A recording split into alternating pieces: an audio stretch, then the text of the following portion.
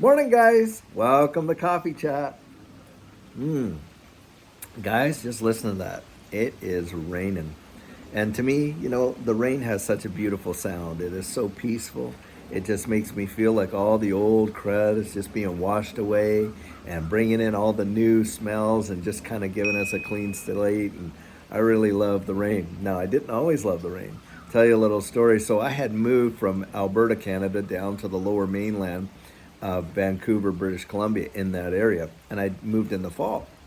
And in the fall, in the lower mainland, Pacific Northwest for the US, it just rains all the time. In fact, the rain can start and it can go on for literally, it can start one day and then it could just be a constant drizzle for weeks. Now, I was getting kind of like down on, because it was like gray and rainy and all that. And I ended up having to pray. And I said, "Oh God, will you give me a love for the rain?" Now, I knew I needed to ask God for a love for the rain because if I just asked him to help me tolerate the rain, I realized, hey, this is this is bigger than that. I need a real love for it. Well, interestingly enough, by and by, I started to enjoy the rain more and more and more. Now to the point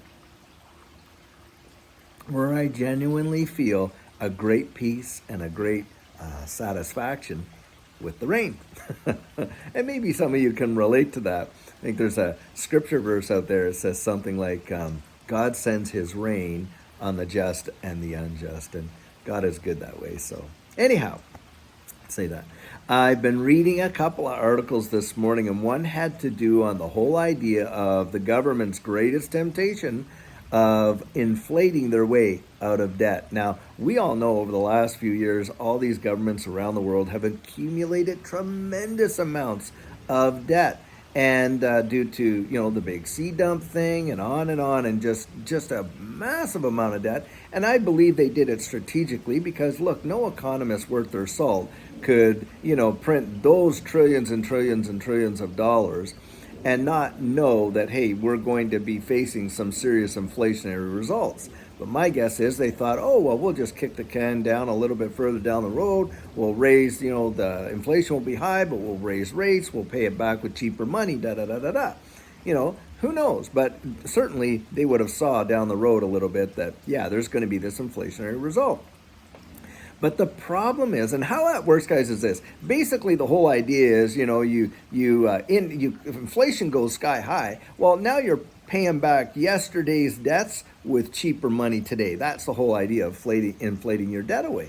But the problem with that is twofold. One of them is when you do that, when you have high rates of inflation, usually that's coupled with high rates of interest. So now your cost of borrowing on that debt is higher than it was.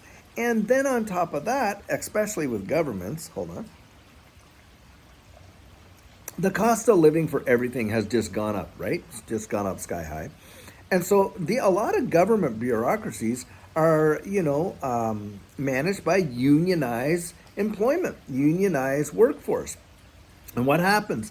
They start asking for higher wages. And sure, there's a negotiating period and blah, blah, blah, blah. But at the end of the day, the government usually ends up having to pay more for the infrastructure, more for that permanent bureaucracy. So now you've got this double-edged sword of, you've got the higher cost of borrowing. Now you have the higher cost of infrastructure.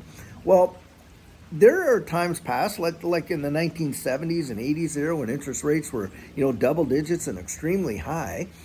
But the cost of, infrastructure didn't really go up as much, and on top of that, they were able to bear it. But I don't think this economy can bear it. And why is that? Well, because during that whole sea dump thing, when they locked everybody down, a lot of these small businesses that employ, by the way, a great many people are employed by small and medium businesses. It's not all these big businesses or governments that most folks are employed by. And what happened? A lot of them shut down. And a lot of them in the service industry completely closed. And so, that wasn't there and it's not there anymore. And so you've lost this big segment of your economy. And so who's going to bear all these costs? It's not there. And so I don't think they're going to be able to pull that linchpin. And we've seen that when you've got, the United Nations coming out and basically saying to all these Western powers, stop raising interest rates. You're causing too much damage, and it's going to hurt too many people. We can't bear the cost of what it's going to be to come in there and help all these people and things like that. And create a global catastrophe. So they're not going to have that avenue to inflate their way or, out of debt. It's just not going to happen. So I think that what's going to happen in order to kind of see this whole thing through is, guys, they're going to be flipping those switches. They are going to be transitioning us into a absolutely fully on new system.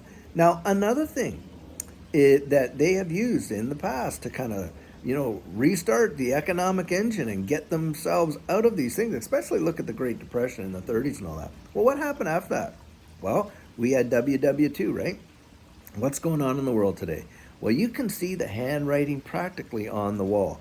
This second article that I was reading had to do with this whole thing of, Russia blaming that, saying Ukraine's trying to create some dirty, BOMB.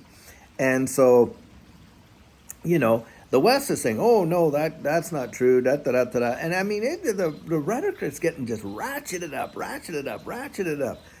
to the point where I think they're just looking for some excuse to haul us all into a big global conflict. And they want, and the powers that be, I genuinely believe, want to utilize this crisis. Don't let a good crisis ever go to waste. They want to use this crisis to, start that economic engine all over again, because look, it is a powerful economic engine when you're dealing with WAR. It is massive, and it can have huge impacts in terms of, an economic, having industry just kicking into full gear with the production of everything they need in order to, have this in all kinds of different theaters, right, of war, So for me, I'm really looking at that's the thing. Now, in these times, guys, one of the things I have been hearing and noticing is there's a great anxiety and there's a great lack of general peace in the world. And I want to encourage you, number one, and that is this. Peace really doesn't come. I have learned this in my life, and I really hope this encourages you. Peace in my life didn't come because my outward circumstances changed. Did not. It came because something on the inside started to get settled. And I remember this story from when I was a kid, in Sunday school.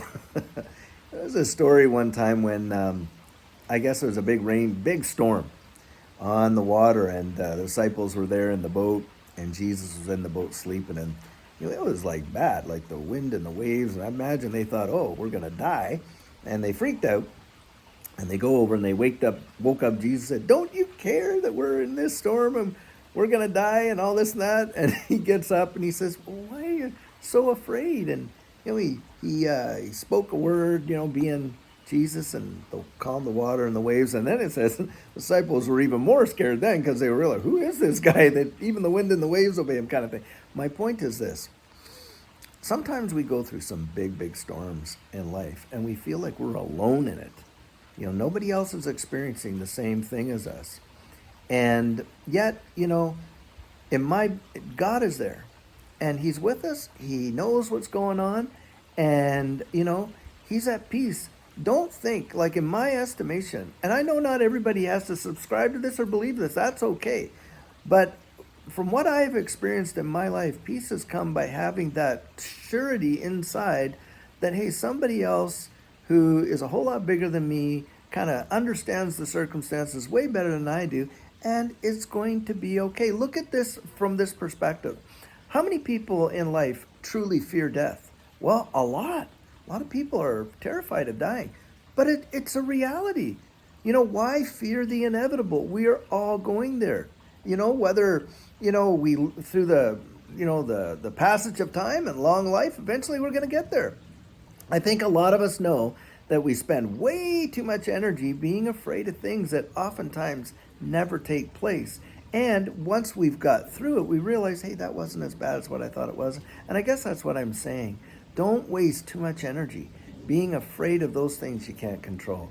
Just know that, you are going to make it through to the other side. I know a lot of times we want to just be taken out of the problem, but it just seems like life and the way God made things is we don't get taken out. We kind of get, we get through it, and we're going to get through this. Believe you me. And when we do, on the other side, I believe that we are all going to be so happy. I think that those of us investing in this digital asset space, in terms of our financial side of things, are going to be extremely blessed down the road because of how this new system is going to be put into position.